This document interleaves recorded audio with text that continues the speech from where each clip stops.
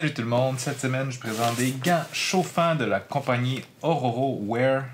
On regarde ça ensemble maintenant.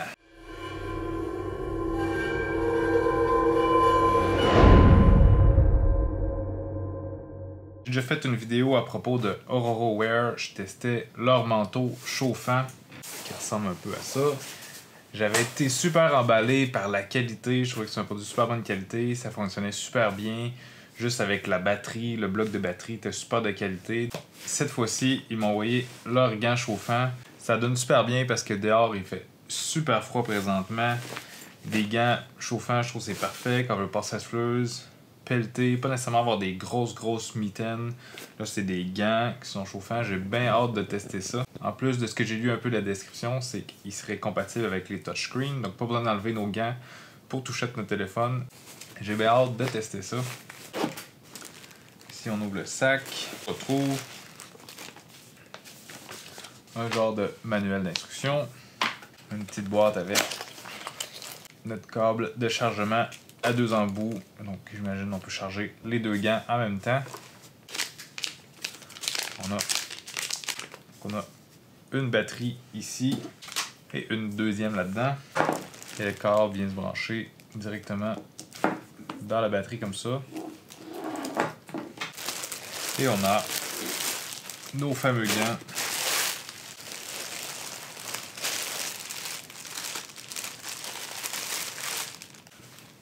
Donc, on a des gants. J'en ai deux paires.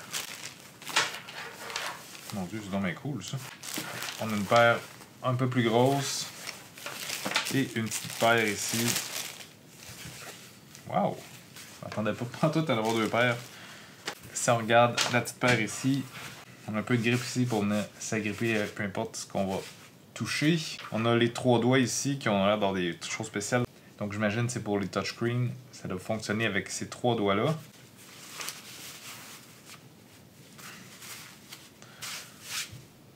Voilà, une paire de gants bien normale avec une super bonne qualité.